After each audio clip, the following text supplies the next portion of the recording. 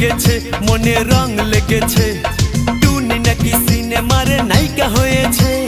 রং লেগেছে টুনির রং লেগেছে